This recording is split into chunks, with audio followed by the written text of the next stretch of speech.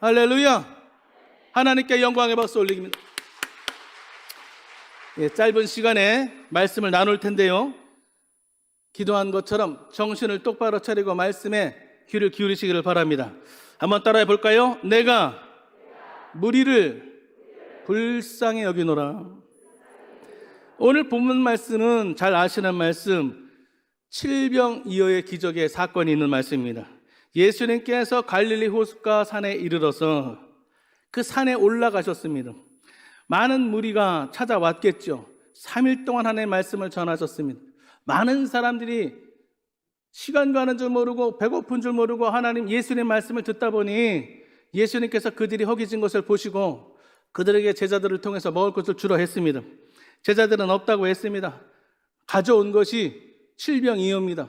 그것을 가지고 우리 예수님께서 축복하셔서 그들이 배부르게 먹고 7광주가 남았다는, 그래서 4,000명이 먹고 7광주가 남았다는 오병이어와 비슷하지만 또 다른 칠병이의 기적의 사건을 통해서 오늘 예수님은 우리에게 4가지의 모습으로 오시는 예수님인 것을 알게 되기를 바랍니다.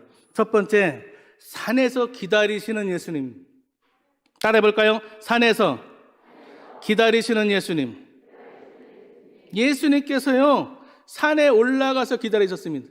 바닷가에서 기다린 것이 아니라, 평지에서 기다린 것이 아니라 산에 올라가셔서, 먼저 올라가셔서, 높은 곳에 올라가셔서 사람들을 기다리고 있는 것입니다.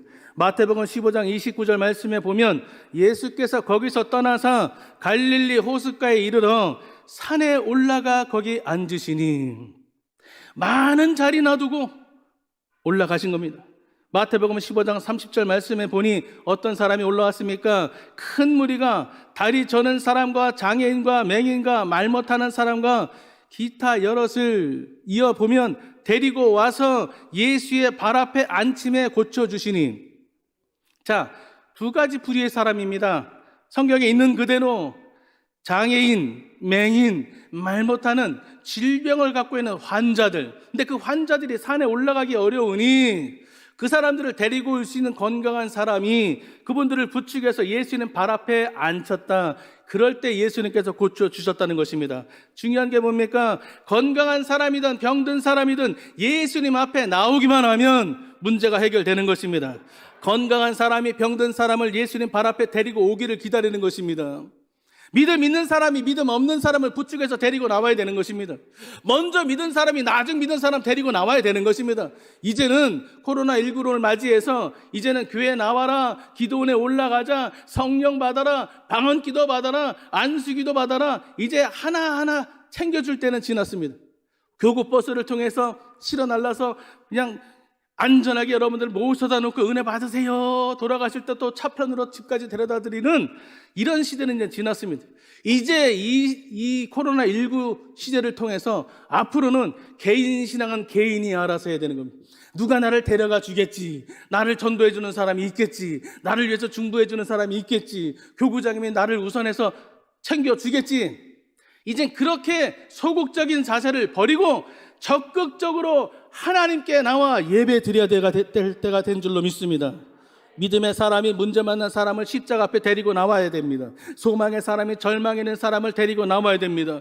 수고하고 무거운 짐진 모든 인생들은 주 앞에 나와 엎드려 기도하면 우리 예수님께서 단번에 치료해 주시게 되는 것을 믿으시기를 바랍니다. 우리들 생각 그렇습니다. 예수님 그냥 평지에 그냥 버스 정류장에서 간단한 곳에 모이면 되지, 뭐 하려고 그렇게 높은 데 올라가서 다리 아픈 거 알면서 병든 거 알면서 왜 굳이 심술맞게 올라가서 우리 보고 올라오라고 합니까? 우리 용산성전 용산대교 성도님들이 오늘 오셨는데, 오늘 오신 분들은 하여간에 오늘 특별한 은혜와 복을 받게 될 줄로 믿습니다.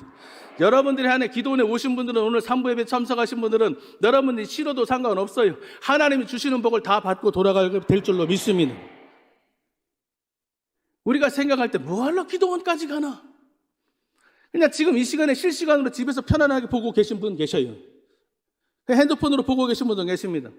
올 수 없는 지경에 있으면 그렇게라도 예배 드리는 것이 감사하고 그렇게라도 하는 것이 은혜인데, 여러분들은 오늘 만사를 제껴놓고 기도원에 올라오셨습니다. 기도원 교구 버스가 없음에도 불구하고 여러분들은 그 좁은 공간에서 이렇게 1시간 넘게 오셨습니다. 가시면 또 돌아가셔서 저녁도 준비를 하셔야 될 그런 일들이 있음에도 불구하고 오셨습니다. 쉽고 편하고 빠르게 예배드리고 은혜 받을 수 있는 길이 있음에도 불구하고 오늘 기도 동산에 올라온 것은 많은 제자들이, 많은 성도들이, 많은 병든 문제 있는 사람들이, 수고하고 무거운 짐 있는 분들이 굳이 예수님 계신 산에 올라간 것처럼 오늘 오살리 기도원에 올라오신 여러분들에게 오늘 귀한 만남과 축복과 치료와 기적과 은혜가 반드시 있게 될 줄로 믿습니다. 온전지 못한 사람들이 높은 산에 올라가는 거 힘든 일입니다. 올라가면서 불평하고 불만할 수 있습니다. 왜 올라가게 하느냐? 예수님이 내려오는 게 빠르지 우리가 올라가는 게 낫냐? 젊은 예수님이 내려오는 게 낫지. 산에 올라가기 힘든 사람들이 말할 수 있습니다. 큰 무리가 산에 동시에 올라가는 상황입니다. 그냥 일렬로 줄 서서 올라가는 것이 아니고 계단이 있는 것도 아니고 도로가 있는 것도 아닙니다. 모든 사람들이 도로가 없는 그 산을 올라가는 것입니다. 길이 포장이 되어 있지 않은 길을 올라가는 것입니다. 동시에 올라가니 넘어지고 자빠지고 채이고 쓰러지고 여기저기 흙이 묻고 옷이 찢어지고 말이 아닙니다.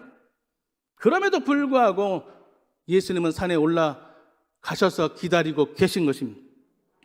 우리의 신앙생활 하기가 어렵고 힘들고 각박하고 고통스러워도 우리는 올라가야 되는 것입니다. 예수님이 계신 곳에 올라가야 되는 것입니다. 예수님 부르시는 곳에 우리 찾아가야 되는 것입니다. 마태복음 9장 35절 이하의 말씀에 보면 예수께서 모든 도시와 마을에 두루 다니사 그들의 회당에서 가르치시며 천국 복음을 전파하시며 모든 병과 모든 약한 것을 고치시니라.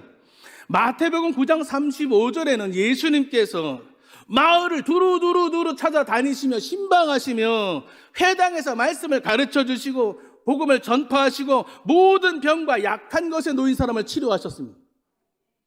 아니 그러면 지금도 그때처럼 오셔서 신방하시고 두루두루 다니시면서 병든 사를 치료해 주시면 얼마나 빠르고 편하고 좋냐. 근데 오늘은 왜 예수님 산에 올라오라고 하느냐. 신앙생활이라는 것은 그냥 쉬운 길이 아닙니다. 편한 길이 아닙니다. 성령 받기 위해서, 은혜 받기 위해서, 문제 해결 받기 위해서, 성공적인 인생을 살기 위해서는 우리가 올라가는 것 두려워하면 안 되고 넘어지고 쓰러져도 올라가야 되는 것이고 옆에 사람이 가다가 도중에 돌아가고 주저앉아도 우리는 올라가야 되는 것입니다. 우리가 올라갈 때에 힘들고 어렵고 옷이 찢어지고 여기저기 무릎이 까지고 상처가 나더라도 올라가면 예수님이 계신 것입니다. 올라간 사람만이 예수님을 만나는 것입니다. 올라간 사람만이 왜 올라가야 했는지 이유를 알게 되는 것입니다. 저와 여러분 여기까지 일단 올라왔으니 이제 예수님 만나주시고 예수님을 통해서 치료받고 응답받는 순서가 기다린 것을 기억하시고 기뻐하시기를 바랍니다. 훨씬 더 많은 사람을 고칠 수 있는데 내 생각으로, 내 판단으로, 내 경험으로 생각했을 때 예수님이 조금 수고만 하시면 내려오시면 그냥 모든 동시에 지금 이 실시간으로 모든 전 세계 인터넷이 연결만 되면 다 볼 수 있는 이런 좋은 편리한 이 유튜브 스트리밍을 통해서 웹을 통해서 OTT를 통해서 뭐 이런 할 수 있음에도 불구하고 왜 굳이 현장에 나와야 되느냐? 왜 굳이 기도원까지 와야 되느냐? 신앙생활을 편하게 해 버릇하면 불평, 불만자가 되기 쉽습니다. 그냥 모든 게 그냥 쉽게 되는 것 같고 조그만 지체가 되면 인내하지 못하고 원망하고 불평하고 포기하고 절망하게 되기 때문에 신앙생활이 어차피 우리가 기도원에 올라오는 것처럼 천국에 올라가는 그 훈련은 이 땅에 사는 어떤 사다리나 엘리베이터가 있는 것이 아니지만 천국 가기 위해서 우리 신앙생활도 올라가는 연습을 해야 되는 것입니다. 쉽지 않습니다. 마귀가 그냥 우리를 가만히 은혜 받게 내버려 두지 않습니다. 기도원 가겠다고 하는 거 가만 놔두지 않습니다. 은혜 받겠다고 하는 거 그냥 놔둘 리가 없습니다. 이런 모양 저런 모양으로 공갈 협박하고 우리를 획책하고 미혹하고 유혹할 때에 그 모든 것을 뿌려치기 위해서는 위에 계신 예수님만 바라봐야 되는 것입니다. 거기 가면 뭐가 있냐 따지지 마셔요. 기도원 가면 은혜가 있느냐, 가면 치료받느냐, 안수 받으면 응답이 있느냐, 성경을 읽도록 하면 무슨 축복이 있느냐, 그런 거 묻고 따지지 마셔요. 여러분, 우리는 우리의 믿음이, 우리의 열정이, 우리의 기도가, 우리의 헌신과 우리의 수고가 우리가 올라가는 그 과정을 겪을 때에 과정은 어렵지만 올라간 사람만이 그 아름다운 광경을, 전체 광경을 볼 수 있는 것이고 그 높은 공기, 맑은 공기를 마실 수가 있는 것입니다. 몽골 선교하면 어려운 점이 있어요. 제가 몽골에서 선교를 6년 했는데 몽골 선교하면서 그 힘든 점이 한두 가지가 아니겠죠. 그 중에서 선교라는 것을 해보니 선교는 다른 게 없어요. 처음부터 끝까지 기다림의 훈련입니다. 그냥 한 번에 되는 것이 없어요. 한 번에 되는 게 없습니다. 기다림의 연속입니다. 반복의 연속입니다. 한 번에 되는 일도 없고 된 적도 없습니다. 주문 배달이라는 것이 없습니다. 몽골엔 택배라는 것이 없습니다. 뭐가 다 오프라인입니다. 다 직접 가서 사야 되는 것입니다. 직접 가서 돈 주고 사야 되는 것입니다. 신용 그런 거 없습니다.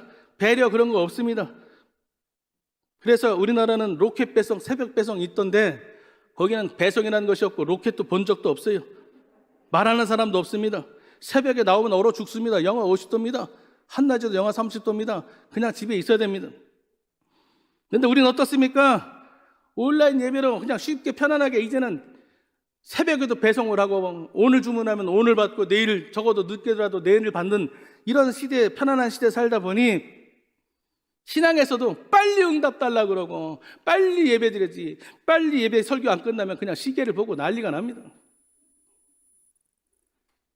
몽골 사람들은요, 어려운 환경 속에서도 예배를 2시간, 3시간 이상 예배 드려도 설교를 오래 한다고 해도 시계를 보거나, 시계가 없으니까 시계를 볼 수는 없겠지만 돌아가는 사람 없습니다. 돌아가도 할 일이 없어요. 어쨌든 하나님 앞에 예배 드리는 건 내 중심이 아니라 내 형편에 맞추는 것이 아니라 하나님 중심으로, 말씀 중심으로, 성령 중심으로 사는 저와 여러분이 되어야 될 줄로 믿습니다. 하나님은, 우리 예수님은 기적을 행하실 때 매일 행하시고 모든 사람에게 다 행하시면 얼마나 좋겠어요. 그냥 말씀으로 천지 우주 만물을 지으신 것처럼 편안하게 빠르게 그냥 병든 자에 다 나았다, 다 나아라, 여기 있는 모든 사람들 다 나았다, 그럼 다 나을 텐데 왜 그렇게 안 하시는지. 사흘길이나 지난 후에 이제 먹을 것을 주라고 예수님 말씀하십니다. 사흘 동안 뭘 했습니까? 예수님 말씀을 들었습니다. 놀고 있는 사람에게 먹어라 하신 것이 아닙니다. 잠자는 사람에게 제자들 통해서 야, 사흘 동안 잠을 자고 있으니 먹여라, 사흘 동안 텔레비전 앞에 있으니 먹여라, 사흘 동안 지금 관광하시니 먹여라가 아니라 하나님 말씀을 먹은 사람들, 예배 드린 사람들, 자리를 떠나지 않은 사람들. 여러분, 사흘 동안에 집에 돌아간 사람이 없겠습니까? 일이 있다고 간 사람이 없겠습니까? 자리만 맡아놓고 집으로 돌아간 사람이 없겠습니까? 친구 만나러 일 때문에 나간 사람이 없겠습니까? 사흘 동안 끝까지 참고 견디고 배가 고파도 남았던 사람들에게 예수님께서 먹을 것을 주라는 것입니다. 저와 여러분이 기도 얼마나 했습니까? 얼마나 예배를 드렸습니까? 얼마나 믿었습니까? 얼마나 살았습니까? 얼마나 연륜이 있고 얼마나 경험이 많습니까? 그런데 우리는 내 나이가 몇이고 내가 언제부터 교회를 다녔고 내가 전도를 얼마나 했고 내가 헌금을 얼마나 했고.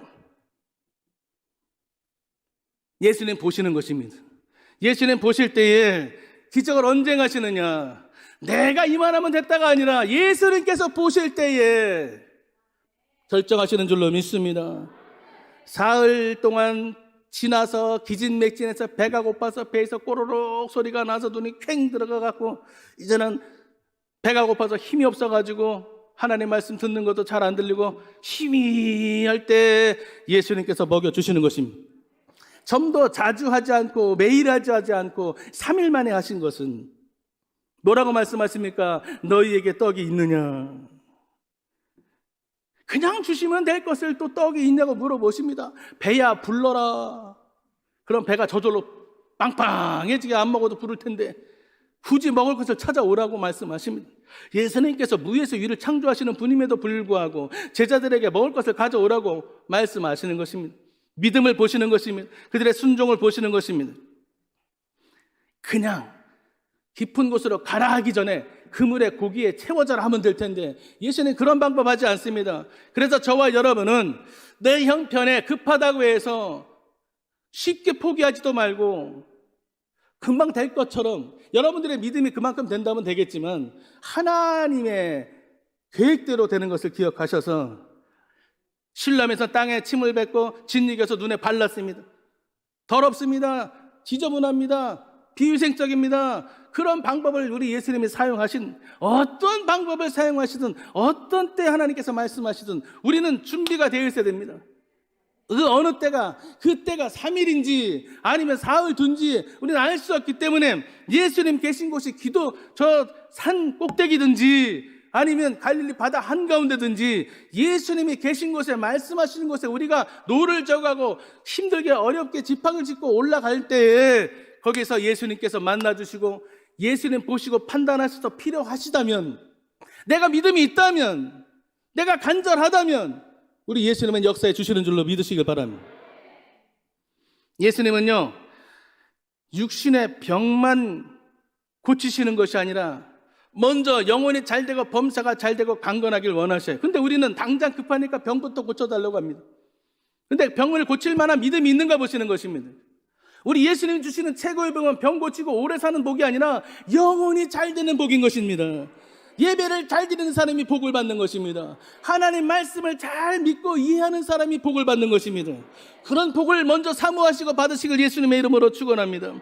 불편한 몸을 이끌고 험난한 산의 길에 힘든 과정에 올라갈지라도 치료의 소망을 가지고 올라오는 것을 우리 예수님이 기다리시는 것입니다.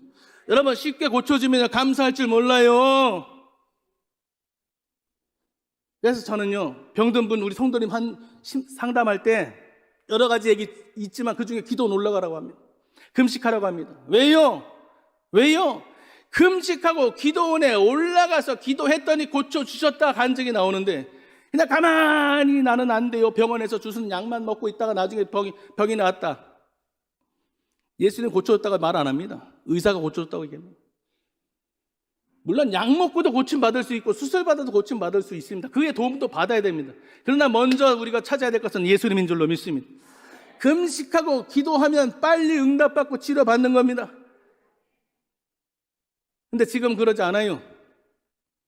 예전 성도님들 우리 선배들 조상님들은 어떻게 했습니까? 문제만 있으면 보따리에 싸갖고 기도원에 올라왔어요. 뭐 잠자는 숙소가 있습니까? 그냥 잡니다. 근데 지금은 어떻습니까? 하다 안 되면 나중에 최후에 오는 게 기도원이. 예수님을 만나서 기도받으면 병이 치료받는다는 인내의 믿음을 주시기 위해서 우리 예수님께서 위에 올라가 계신 겁니다. 추리는 거죠. 테스트하는 거죠. 간추리는 겁니다. 믿음을 보시는 것입니다. 인내의 믿음, 치료받을 수 있다는 소망의 믿음 있는 사람이 올라오는 겁니다. 간절한 사람이 올라올 수 있는 것입니다. 순종하는 사람이 올라올 수 있는 것입니다. 용산대교에 우리 많이 오셨는데 교구장님을 사랑하니까 오는 겁니다. 예수님을 사랑하니까 올라오는 거예요. 용산대교구 성도님 저 오늘 처음 봤어요. 실물. 그렇죠? 사랑하면 올라올 수 있게 되는 겁니다. 코로나19와 같은 모이기 힘든 환경과 이런 소극적인 이런 모든 사람들이 움츠러들었을 때에 적극적인 사고와 창조적인 믿음을 갖고 올라오기를 우리 예수님이 원하시는 줄로 믿습니다. 산에 올라가고 있는 그들의 생각 어땠습니까? 이렇게 고생하면서까지 올라갈 필요가 있을까? 그냥 코로나19 시대에 다 집에서 텔레비전 켜고 외부로 인터넷으로 OTT로 외부로 유튜브 스트리밍을 통해서 볼 수 있는데 굳이 기도원까지 올라갈 필요가 있을까? 오늘 이 사람들에게 물어봅니다. 이 사람들 올라가면서 굳이 올라갈 필요가 있을까? 예수님 내려올 텐데 저기만 살고 있을 거 아니고 또 예수님 분명히 내려올 것이고 어느 마을에 들릴 것이고 그때 마을에 내려왔을 때 그때 만나면 되는 것이지 꼭 오늘이어만 되는가? 꼭 저기야만 되는가? 마귀는 계속해서 우리를 미룹니다. 괜찮다고 합니다. 분명히 다릅니다. 예배도요, 기도원에서 말씀을 전하는 사람이나 듣는 사람이나 금식을 하고 말씀을 전하는 사람이나 듣는 사람이나 스튜디오에서 말씀을 전하는 사람이나 집에서 온라인을 통해서 말씀을 듣는 사람이나 그 은혜와 그 강도는 분명히 천지차이입니다. 뭐 하려고 모든 사람들이 비싼 돈 주고 연극 보러 갑니까? 극장 갑니까? 다르거든요. 음향이 다릅니다. 그 스크린이 다릅니다. 내가 느끼는 감동이 다른 것입니다. 하물며 세속적인 것도 감동이 다르고 비싼 돈을 주고 앞자리에 앉으려고 하는데, 여러분, 이제부터는 경쟁이에요. 산에 올라가는 경쟁입니다. 은혜 받고 축복받고 구원받고 천국 가는 게 경쟁이에요. 이제 가만히 있어가지고 남들처럼 일당은 퇴보되는 것입니다. 그저 그런 신앙 되는 겁니다. 십자가 목걸이만 입고 성경책만 입고 그냥 직분은 있는데 기도해도 능력이 없고 기도해도 기적이 없고 귀신이 떠나가지 않고 하나님의 은혜가 언제 있었는지, 방언도 소멸되고 성령도 소멸된 상태에서 이 형식만 남게 되고 그것이 종교적인 행사만 남게 되고 그 예배 열정이나 예배 감사나 감격이나 은혜가 사라지게 분명히 될 것입니다. 이런 때를 살고 있는 저와 여러분은 정신을 바짝 차려야 됩니다. 정신을 바짝 차려서 어찌하든지 예수님이 부르시는 곳엔 우리가 제일 먼저 달려가려고 노력해야 되는 것입니다. 환경에 지배받는 사람은 올라갈 수 없어요. 고통을 참지 못하고 그냥 주저하는 사람, 그런 사람은 예수님 만날 자격이 없는 것입니다. 산 정상에 올라갈 때에 지름길이 없어요. 예수님은 지름길을 만들어 놓지 않으셨어요. 올라가는 길이 힘들고 어려워도 그 길을 바라보고 올라갈 때에 거기에 역사가 있습니다. 우리 하나님은요, 이스라엘 백성들을 광야로 인도하셨어요. 그때 어떻게 하셨습니까? 아브라함 보고 모리아 산으로 올라가라 그랬습니다. 모세는 시내 산으로 올라가라 그랬습니다. 예수님은 골고다 언덕으로 올라가셨습니다. 신앙생활은 올라가는 겁니다. 힘듭니다. 귀찮습니다. 번거롭습니다. 지저분해집니다. 땀으로 범벅이 됩니다. 숨이 턱 막힙니다. 그럼에도 불구하고 예수님께서 산으로 올라가라고 하는 것은 우리에게 열심을 가지고 인내하며 소망을 가지고 살라는 뜻인 줄로 믿습니다. 산 정상에 뭐가 있다고요? 예수님이 기다리고 계신 거예요. 저 천국에 누가 계셔요? 우리 예수님 부활하신 모습으로 하나님 보좌 우편에 계신 것입니다. 저와 여러분이 고난스러운 인생을 살지라도, 좀 상황이 좀 어렵게 될지라도 여러분 포기하지 말고 절망하지 말 것은 산에 오르는 과정이며 산에 예수님이 기다리고 계시며 예수님 만나는 순간 우리의 삶 가운데 적용이 되어서 모든 문제는 떠나가고 은혜로운 삶이 될 줄로 믿습니다. 두 번째로 따라합니다. 긍휼히 여기시는 예수님. 마태복음 15장 32절에 예수님께서 제자들을 말씀하십니다. 내가 무리를 불쌍히 여기노라. 그들이 나와 함께 있은지 이미 사흘이며 먹을 것이 없도다. 길에서 기진할까요? 굶겨 보내지 못하겠노라. 예수님께서 3일이 지나서 그들이 배고픈 것을 보시고 어떻게 했다고요? 불쌍히 여기셨다. 긍휼이란 말은요, 히브리어로는 라하미미로 되어 있는데요, 헬라어로는 엘레오스, 영어는 메르시라고 되어 있습니다. 이 구약의 단어, 이 긍휼이라는 라하임임이라고 하는 것은 여인의 자궁을 말하는 것입니다. 여인의 그 자궁, 어머니의 그 자궁은 가장 안전한 곳이 되는 것입니다. 생명을 보존할 수 있는 그런 공간이 되는 것입니다. 예수님은요, 우리에게 긍휼 라함임을 주시는데, 불쌍히 여겨주시는데, 긍휼히 여겨주시는데, 그것이 라함이 어머니의 자궁과 같이 그냥 보고만 있고 불쌍히 여긴다, 불쌍히 생각한다, 안 됐다라는 말로만, 감정으로만 얘기하는 것이 아니라 우리를 자궁으로 우리를 불러서 보호해 주신다는 것입니다. 가장 은밀한 곳에, 가장 깊은 곳에 우리를 감싸고 계신 것을 기억하시기를 바랍니다. 이사야서 49장 15절 말씀에 여인이 어찌 그 젖 먹는 자식을 잃겠으며 자기 태에서 난 아들을 긍휼히 여기지 않겠느냐. 그들은 혹시 잊을지라도 나는 너를 잊지 아니할 것이라. 마치 자식의 젖을 물리는 어머니와 비교했습니다. 예수님은 어머니 사랑 그 이상인 것입니다. 예수님께서는 우리를 보혈의 피를 먹이셨습니다. 예수님은요, 모진 고난, 그러니까 우리 어머니들이 10개월 동안 우리를 잉태하셔서 배가 부르셔서 얼마나 힘드십니까? 불편하십니까? 그럼에도 불구하고 잠자리도 힘들고 걸어다니기도 힘든데 그냥 자식 하나 잘 낳기 위해서 태교하시고 기도하시고 우리를 태어나게 하셨어요. 그거에 비할 바 없는 산고, 그거에 비할 바 없는 우리 예수님 십자가 고난을 통해서 우리를 낳아주신 것입니다. 우리를 거듭나게 하신 것입니다. 그래서 우리 예수님 우리의 부모 이상의 우리 하나님인 것입니다. 그래서 우리가 그 예수님의 그 사랑, 예수님이 우리를 불쌍히 여기고 긍휼히 여기신 것을 기억해야 되는 것입니다. 시편 103편 13절 말씀에 아버지가 병든 아픈 모자란 힘없는 약한 자식을 긍휼히 여김같이, 아버지가 자식을 긍휼히 여김같이, 어떤 자식이요? 병든 자식이, 더 아픈 자식이, 좀 모자란 자식이, 좀 못 사는 자식이, 힘없는 자식이 더 긍휼히 여김을 받게 되는 것입니다. 저와 여러분이 무엇을 잘해서, 뭐가 잘나서 우리를 사랑하시고 위해 주시는 것이 아니라 병들었기 때문에, 가진 것이 없기 때문에, 세상에서 천대받기 때문에, 모자르다는 그 이유만으로 우리 예수님이 우리를 특별히 더 사랑해 주시는 줄로 믿습니다. 잘났다고 소리치고 내 주먹을 믿어라, 세상에서 연봉을 자랑하고 자기 회사를 자랑하고 자기 나온 학교를 자랑하는, 물려받은 재산을 자랑하는 그 어떤 사람들보다 자랑할 것 없는 변변치 않은 저와 여러분을 예수님께서 더 극률하게 십자가 사랑으로 우리를 사랑해 주시고 감싸주는 것을 믿으시기를 바랍니다. 자식이 병들었을 때, 먹지 못해서 굶고 있을 때 가장 불쌍하죠. 오늘 예수님의 마음이 그런 마음입니다. 그 배경이 어떻습니까? 광야입니다. 산입니다. 먹을 것이 없습니다. 가게가 없습니다. 먹을 것을 찾을 데도 없고 돈이 있어도 사 먹을 데가 없습니다. 그런 곳에 사람의 힘으로는 해결할 수 없는 그런 공간과 시간과 장소에 예수님께서 기적을 주시는 것입니다. 왜요? 우리의 힘으로 안 되는 걸 아시기 때문에. 그러나 저와 여러분이 할 수 있는 것은 무엇입니까? 기도는 할 수 있다. 내 힘으로, 내 능력으로 이 코로나19를, 이 불경기를, 이 질병을 건너갈 수 없고 극복할 수 없는 그런 처지에 있을지라도 내가 할 수 있는 건 오직 하나, 기도하는 것. 우리 예수님께서 긍휼히 여겨주시고 우리를 건져주시게 되는 것입니다. 하나님께서는 광야에서 이스라엘 백성을 만나 매추가로 먹여주셨어요. 또 보면 얼마 전 벳사다 광야에서 오병이어의 기적으로 행하셨던 그 이후의 사건입니다. 사람들은요, 학습 효과를 가지고 있어야 됩니다.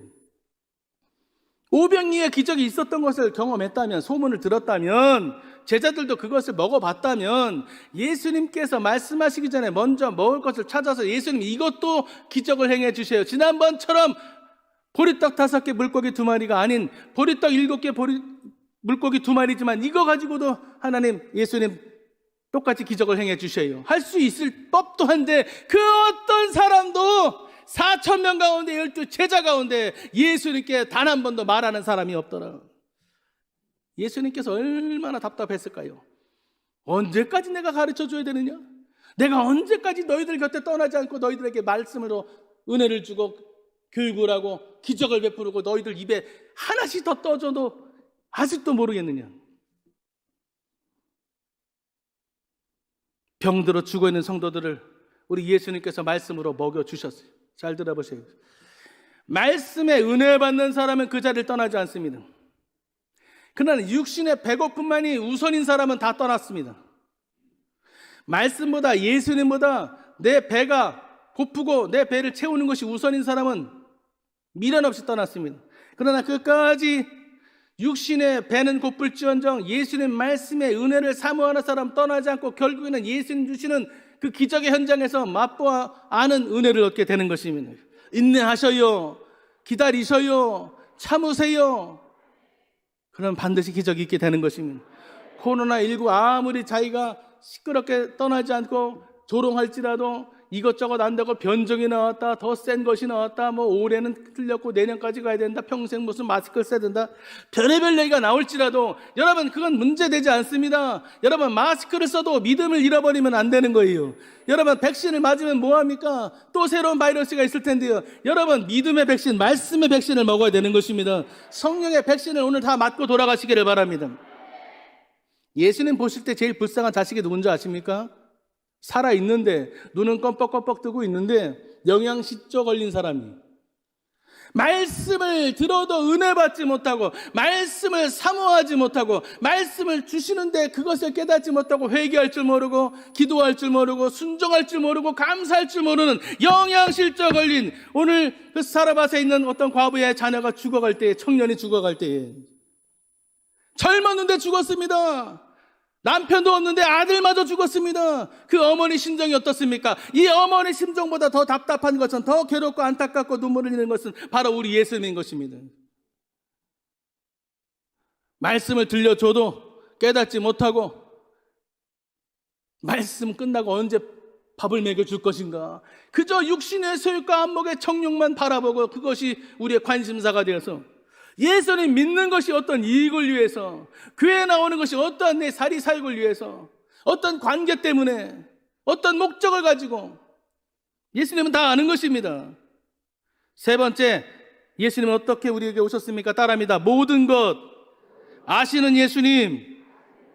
마태복음 15장 32절에 그들이 나와 함께 있은지 이미 사흘이며 먹을 것이 없다. 길에서 기진할까요? 굶겨 보내지 못하겠노라. 예수님 말씀하셨습니다. 예수님께서 말씀하시는데 놀라워요. 제자들에게 말씀하시는데, 제자들이 성도들이 사흘 동안 먹지 못했고, 지금 이 사람들이 먹은 것이 아무것도 없고, 이 사람들 지금 돌려보내면 길에 가다가 기진해서 죽을 사람도 있다.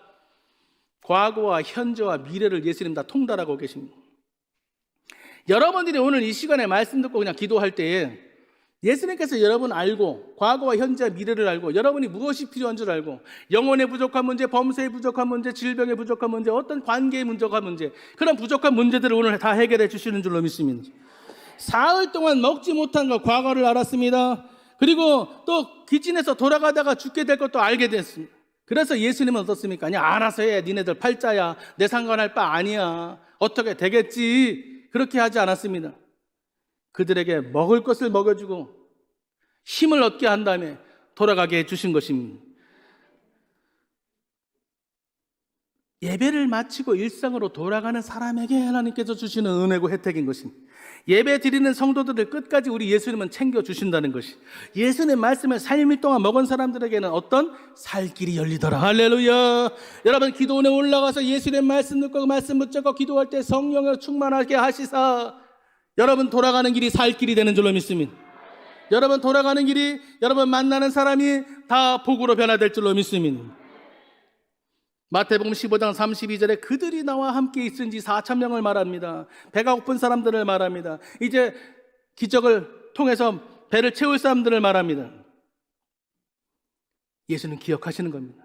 그들이 어떤 상황인지, 그들이 어떤 문제가 있는지 예수님 다 알고 계신 것이, 사랑이라고 하는 것은 다 아는 겁니다. 뭐랍니까? 그 사람을 이해하는 것입니다. 안다는 것은 뭡니까? 그 사람이 배고픈 것, 속 사정을 아는 것이죠. 예수님이 이 땅에 오셔서 노숙도 해보시고, 얻어도 맞아보시고, 찔려서 피도 흘려보시고, 배신도 당해보시고, 벌거벗김을 받아 수치도 당해보시고. 근데 저는 짧은 목회를 하면서 우리 예수님이 가장 큰 고난은 아마 부끄러움, 수치, 어떤 찔리는 어떤 고통, 그것보다도 배신이 아니었을까. 제자들 도망가고 그 중에 한 사람은 예수님을 팔아먹고 예수님 십자가 돌아가실 때 다 뿔뿔이 터졌던 그 모습. 어쨌든 예수님께서는 도망갈 줄도 알고 배신할 줄도 알고 떠나갈 줄도 알면서 제자를 삼으시고 먹을 것을 주시고 말씀으로 이루어주시는 사랑의 예수님입니다. 알면서도 속아주시는 예수님, 불순종하고 불충성하고 불의할 걸 알면서도 용서해 주시는 하나님, 한 번 더 기회를 주시는 하나님, 그 하나님을 여러분 만나시길 예수님의 이름으로 축원드립니다. 육의 만족보다 영의 만족을 위해 살았던 사람들, 육의 배부름보다 영의 배부름을 택했던 사람들, 가족들의 눈치보다 예수님의 눈치를 본 사람들, 여보 뭐하러 거기까지 가? 집에 있어. 코로나인데 어디 가려고 그래? 그랬다 평균 얼마 갖고 오기만 해봐라. 이런저런 공갈 협박 획책에도 불구하고 나는 가련다. 가족들의 눈치보다, 가족들의 핍박보다 예수님의 눈치를 보시고 사람들의 말 때문에 겁먹지 말고 예수님의 말씀 때문에 은혜 받으시는 저와 여러분 되시기를 예수님의 이름으로 축원드립니다. 예수님 말씀이 송이 꿀보다 다른 시간이 되시기를 바라요. 예수님 말씀이 금같이 우리 마음의 어둠을 환하게 비추는 말씀이 되기를 예수님의 이름으로 축원합니다. 시편 103편 13절에 아버지가 자식을 긍휼히 여긴같이 야훼께서는 자기를 경외하는 자를 긍휼히 여기시나니 누구를요? 하나님의 말씀을 경외하는 사람, 하나님께 예배를 드리는 사람, 산이라도 올라가는 사람, 그런 사람들에게 하나님께서 긍휼히 불쌍히 여기신다.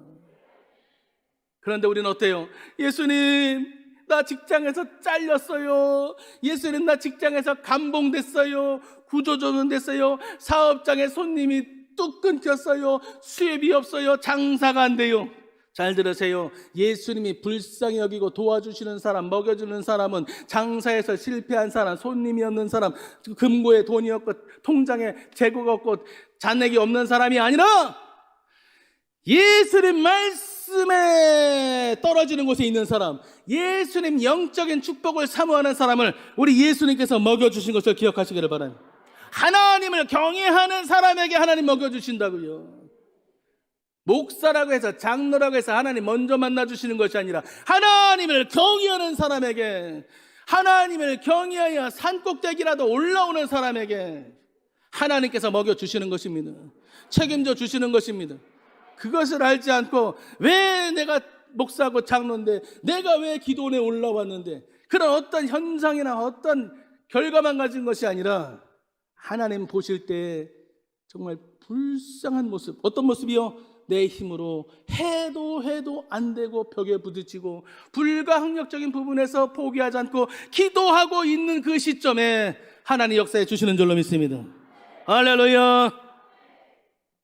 집으로 돌아갈 힘까지 다 쏟아붓고 그 산 꼭대기에서 남아있는 사람, 기진할 정도로 끝까지 누가 실어 날라야 이제 구급차가 와서 들것으로 실려 나가서 이제 옮길 정도로 극한 상황에서 죽으면 죽으리라는 심정으로 예수님 발 앞을 떠나지 않고, 직분을 떠나지 않고, 사명을 떠나지 않고, 예배를 떠나지 않고 예수님 발 앞에 사생결단으로 남아있는 사람, 이 사람 진짜 베개를 예수님이 먹여주시는 줄로 믿습니다.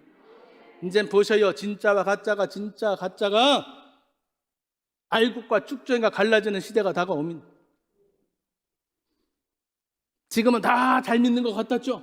우리 어떻습니까? 1200만 기독교 신자, 여러분 보실 때 1200만 된다고 생각하십니까? 진짜와 가짜가 이전에는 다 그냥 두루뭉실하게 그냥 다 신자 같았고, 다 목사 같았고, 다 교회 같았지만, 다 기도하는 것 같고, 다 성령 충만 받고, 다 방언하는 것 같았지만, 이제 앞으로 누가 봐도 가짜 진짜가 판별되는 세상에 오게 됩니다. 정신 똑바로 차리셔야 돼요. 네 번째, 마지막으로 따라합니다. 기적을 베푸시는 예수님. 예수님 말씀하십니다. 너희에게 떡이 몇 개나 있느냐? 인간의 소유가 얼마가 있던지 그것이 많고 적음이 무슨 의미가 있느냐? 내가 아무리 재산이 있고, 아무리 학식이 있고, 아무리 내가 자손이 있고 넓은 집을 갖고 있어도 내 손에 5병이어든 7병이어든 그것이 문제가 아니라, 그것을 예수님 손에 넘길 때에, 예수님께 명의 이전해 드릴 때에, 이제 내 것이 아닌, 내가 주인이 아닌 부모, 우리 하나님이 주인이 되시고 부모가 되시는 그 명의 이전을 해 드릴 때에, 그 권한을 양도할 때에 그때 기적이 일어나더라. 할렐루야. 착각하지 마셔요.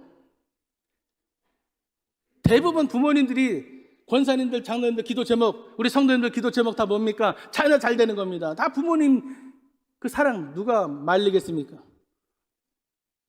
대학 합격해야 되고요, 대학 들어가면요 취업도 좋은 데 해야 되고요, 또 군대도 가야 되고요, 또 좋은 사람 만나 결혼도 해야 되고요, 결혼하면 또 애도 낳아야 되지요, 집도 얻어야 되지요, 이제 교회에서 또 직분도 얻어야 되고 잘 살아야 되죠. 걱정이 한두 개가 아닙니다.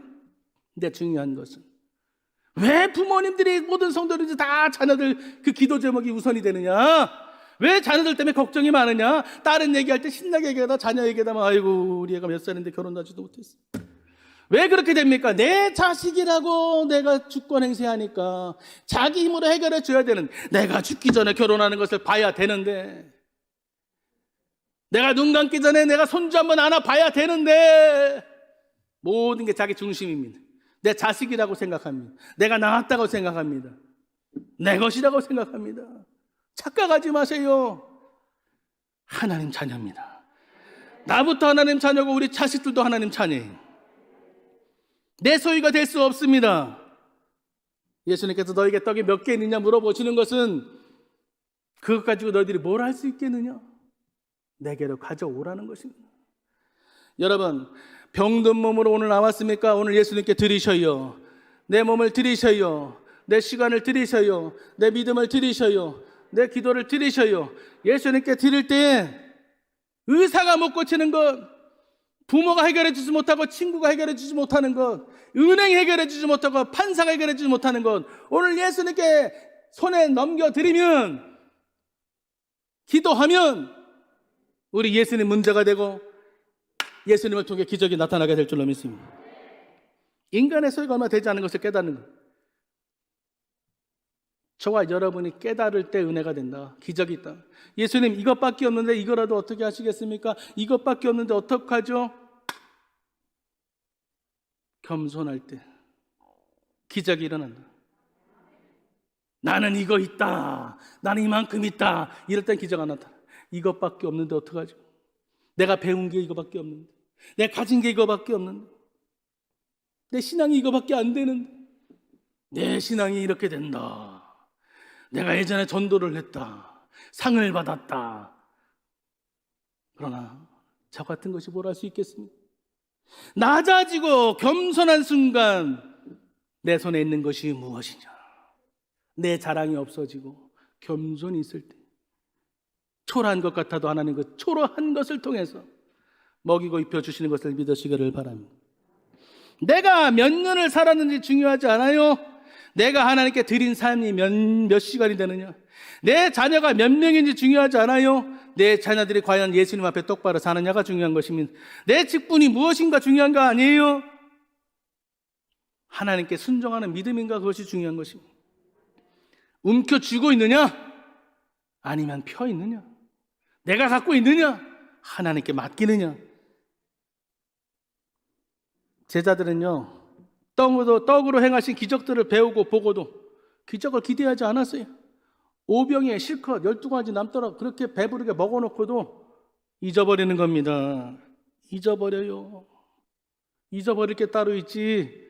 여러분, 하나님 주신 말씀을 잊어버리면 안 됩니다. 하나님 주신 은혜 잊어버리면 안 돼요. 기도하는 법을 잊어버리면 안 됩니다. 순종하는 법을 잊어버리면 안 돼요. 시대가 변했다고 해서 여러분 신앙이 변질되면 안 됩니다. 사람에 따라, 주의 종에 따라 여러분 변하면 안 돼요. 목사한테는 순종하고 전도사님한테 순종 안 하고 대교구장한테 순종하고 소교구한테는 덜 순종하고 그러면 안 됩니다. 우리는 누구든지 부모님께든 우리 형제들에게든 그냥 지나가는 사람이거든 예수님을 대하듯 섬김을 다하는, 사랑하고 섬기는 삶이 돼야 될 줄로 믿습니다.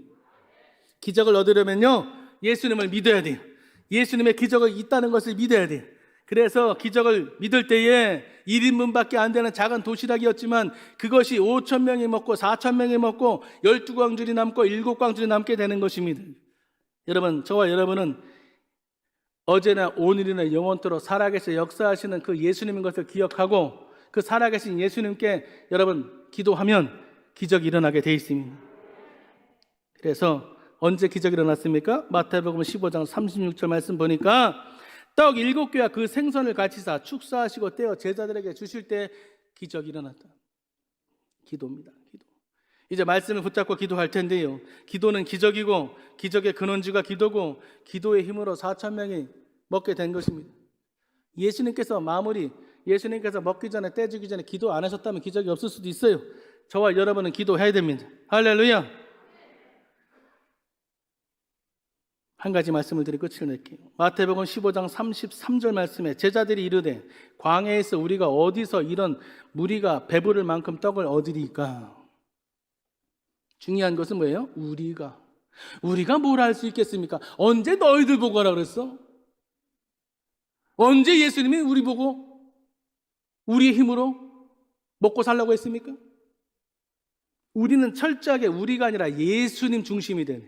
예수님 우선이 돼야 돼. 우리가 하려고 하니까 안 되는 거죠. 우리가 하려고 하니까 초라한 거죠. 가능성이 될 턱이 없는 거죠. 그러나 예수님을 바라보면 못하실 일이 없고, 예수님 말씀하시고 예수님 기적하시고 예수님 만나면 기적이 나타나게 될 줄로 믿습니다. 그래서 우리가 아니라 우리 교구는요, 우리 대교구는요, 우리 성전은요, 우리 집은요, 우리 애들은요, 언제 여러분들 보고 하라는 것이 아니에요. 예수님께 초점을 맞추셔. 기적은 저와 여러분이 죽었다 깨어나도 할 수 없어요. 예수님이 주시면 되는 겁니다. 예수님이 주시면 배고팠다고 배가 부르게 되는 것이고, 예수님이 주시면 죽은 사람도 살아나게 되어 있는 것입니다. 예수님이 역사하시면 코로나19는 한 길로 왔다 일곱 길로 떠나가게 되는 것이고, 아무리 전체 힘들고 어렵다고 해도 예수님이 복을 주시면 그 장소는 복 있는 장소가 되는 것입니다. 다 안 된다고 할 때, 다 망한다고 될 때, 다 실패할 때 우리는 성공하게 되어 있는 것입니다. 할렐루야. 그래서 저와 여러분은 오늘 이 시간에 우리의 힘이 아니라, 내 기도가 아니라 예수님 능력을, 예수님의 기적을, 예수님의 사랑을, 예수님의 은혜를 오늘 내려 주시옵소서. 할렐루야. 기도할 때 기적이 나타납니다. 기도하겠습니다. 사랑이 많으신 우리 좋으신 아버지 하나님, 오늘 산에서 기다리시고 긍휼히 여기시며 모든 걸 알고 계실 뿐만 아니라 우리에게 기적을 베풀어 주셔서 그들에게 먹을 것을 주시고, 아버지 일곱 광주에 남았던 것처럼 오늘 이 시간에 우리의 줄이고 목마른 영혼과 아버지 주여 건강의 문제, 생활의 문제, 모든 문제를 해결해 주실 줄로 믿습니다. 오늘 우리가 기도할 때 담대하게 하시고, 기도하고 믿고 구한 것마다 성령의 능력과 기적과 이사로 채워지게 하여 주시옵소서. 예수님의 이름으로 기도합니다. 아멘.